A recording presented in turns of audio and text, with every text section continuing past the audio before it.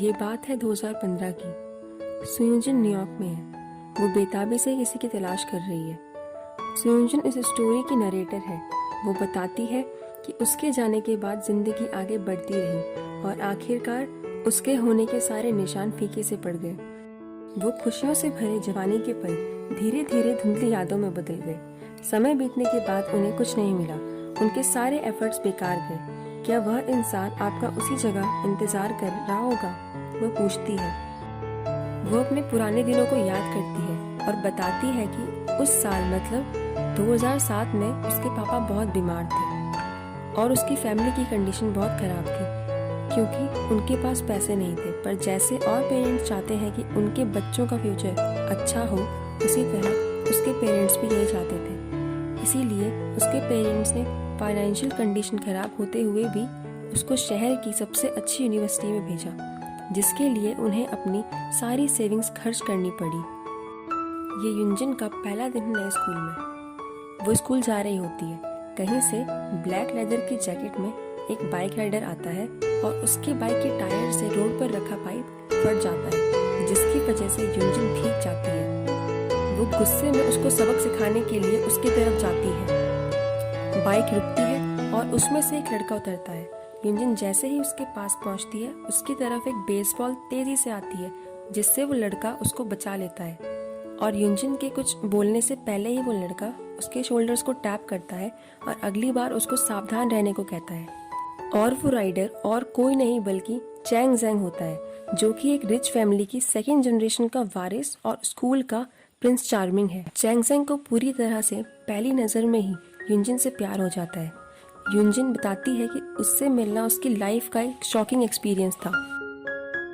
School में उसकी मुलाकात मो युआ से होती है, जो उसकी इकलौती दोस्त है। मैंग जुई, जो उसको उसका सबसे बड़ा दुश्मन समझती थी।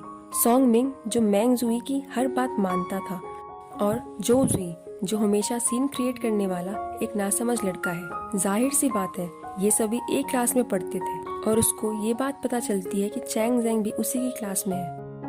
नेक्स्ट सीन, ये उनकी मैथ्स की क्लास है। जब मैथ्स की बात आती है तो युंजन इतनी ज़्यादा होशियार नहीं है और ये हैरानी की बात नहीं है कि वो इस सब्जेक्ट को इग्नोर करती है। मैथ्स में युंजन के बहुत कम मार्क्स आए। घाव पर नमक डालते हुए जी उसको इस बारे में चिढ़ाता है।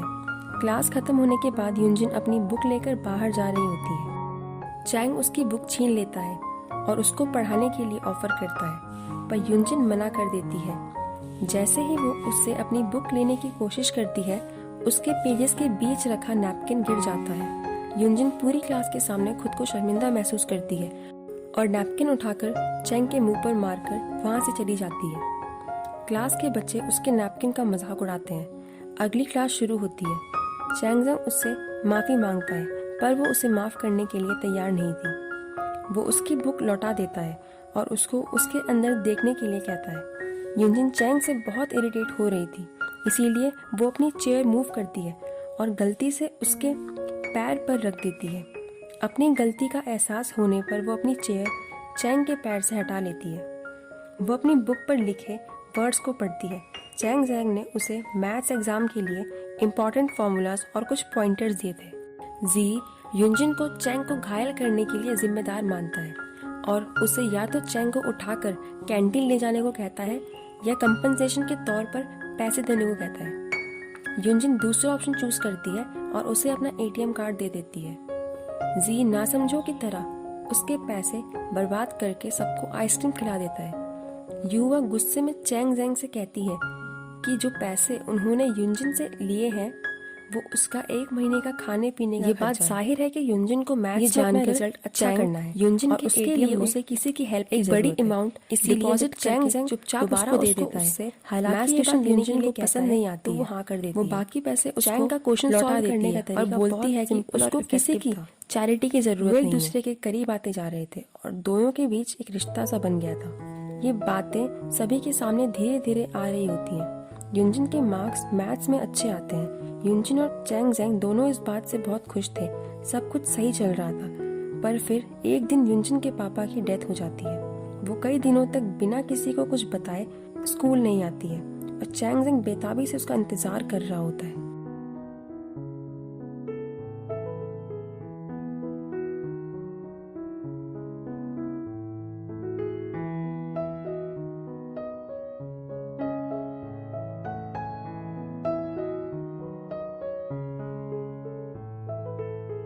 कुछ दिनों के बाद वो वापस स्कूल आती है, पर वो आते ही मो युवा से अपनी सीट एक्सचेंज कर लेती है। चैंगजेंग को जब पता चलता है कि युनजिन वापस आ गई है, वो उससे मिलने जाता है, पर वो बहुत दुखी होती है और चैंगजेंग से ग्रेजुएशन होने तक दूर रहने को कहती है। चैंग उसकी फीलिंग्स को समझता है और उससे प्रॉमिस करता है कि जैसा वो कहेगी वो वैसा ही करेगा। ऐसा होने के बाद युनजिन अपने सारे एफर्ट्स पढ़ने में लगाती है और इससे पहले वो चैंगजेंग के बारे में सोच पाती उसके कॉलेज के एंट्रेंस एग्ज़ाम आ जाते हैं और समय जल्दीबाजी में निकल जाता है। वो बोलती है कि ये वही साल है जिससे हम कभी डरा करते थे, ये वही साल है जिससे उन्होंने कभी नफरत या प्यार किया था। हाई स्कूल का 3rd ईयर ऐसा ही था। उनका ये ईयर खत्म हो जाता है। अब आता है ग्रेजुएशन बॉल का दिन। सब लोग ग्रेजुएशन बॉल एंजॉय कर रहे होते हैं और युनजिन चुपचाप बैठकर अपने बैचमेट्स को देख रही होती है। मैंग जुई उससे बात करने आती है। वो कहती है कि लगाव बहुत ताकतवर चीज़ है जिसका कोई कारण नहीं। वो बताती है कि वो चैंगजेंग को 18 सालों से जानती है और उससे प्यार करती है, पर ये 18 साल युनजिन के कुछ महीनों से कंपेयर नहीं किए जा सकते। वो कहती है कि वो युनजिन को नापसंद करती है क्योंकि चैंगजेंग प्रिंस चार्मिंग है, पर वो कोई सिंड्रेला नहीं है। यूनिवर्सिटी के बाद चैंगजेंग यूएस चला जाएगा अपना फैमिली बिजनेस संभालने, पर युनजिन वहीं रह जाएगी। मैंग जुई उसको कहती है कि वो दोनों एक दूसरे के लिए नहीं बने हैं और चैंगजेंग केवल सिंपैथी की वजह से उसके साथ है। चैंगजेंग युनजिन की तरफ आता है और युनजिन को डांस करने के लिए ऑफर करता है। युनजिन ये कहते हुए मना कर देती है कि उसको डांस करना नहीं आता। चैंगजेंग बहुत एक्साइटेड होता है। वो उसको कहता है कि कोई बात नहीं, वो उसको सिखा देगा। युनजिन वहाँ से जाने की कोशिश करती है, पर चैंगजेंग उसका हाथ पकड़ लेता है और उसको डांस फ्लोर पर ले जाता है और वो दोनों डांस करने लगते हैं। उनको कपल्स की तरह डांस करते देख मैंग जुई का दिल टूट जाता है और वो रोने लगती है। अचानक लाइट चली जाती है। चैंगजेंग इस मौके का फायदा उठाता है और युनजिन को हक करता है और युनजिन भी उसको टाइट से हक करती है। 1-2 मिनट बाद लाइट वापस आ जाती है। युनजिन को अपनी गलती का एहसास होता है और वो वहाँ से चली जाती है। चैंगजेंग भी उसके पीछे जाता है। वो युनजिन को आवाज़ देता है। युनजिन रुक जाती है। चैंग उसको उसके साथ बीजिंग चलने के लिए कहता है और कहता है कि वो उसके साथ रहे। युनजिन इतना बड़ा फैसला नहीं ले पा रही थी। वो चुपचाप रहती है और हंसते हुए चांद की तरफ देखती है। चैंगजेंग चिल्लाकर उसको उसकी गर्लफ्रेंड बनने और बीजिंग चलने के लिए पूछता है। अब जब उसने अपनी फीलिंग्स युनजिन के सामने रख दी तो वो कॉन्फिडेंट हो जाता है कि अब वो मना नहीं करेगी। युनजिन उसकी बात का जवाब नहीं देती है और उसको किस करती है। वो कहती है कि वो उसकी फीलिंग्स को समझती है। युनजिन उसको गुड नाइट कहती है और गुड बाय कहते हुए स्माइल करती है। चैंगजेंग भी उसको गुड नाइट कहता है। युनजिन चली जाती है। युनजिन अपने मन में सोचती है कि उसको ये रात हमेशा याद रहेगी, वैसे ही जैसे चैंगजेंग से जब पहली बार उसकी मुलाकात हुई थी। चैंगजेंग की आंखें खुशी से चमक रही थी। थोड़ा आगे जाकर वो रोने लगती है। वो अपने मन में सोचती है कि अगर चैंग को पता होता कि वो उसकी लास्ट किस है उसको छोड़ने से पहले, तो वो ऐसे बुद्धुओं की तरह नहीं खड़ा रहता और फिर वो मन ही में उसको हमेशा के लिए गुड बाय कहती है। So guys, here the video ends. अगले पार्ट में आप देखेंगे कि युनजिन और चैंग की लाइफ कैसे आगे बढ़ती है और कैसे वो दोनों इतनी मुश्किलों के बाद भी एक हो जाते हैं। अगर आपको ये वीडियो अच्छी लगी हो तो प्लीज़ इस वीडियो को लाइक करें और अगर आपको इस वीडियो का सेकंड पार्ट चाहिए तो कमेंट सेक्शन में नेक्स्ट वीडियो की रिक्वेस्ट करें।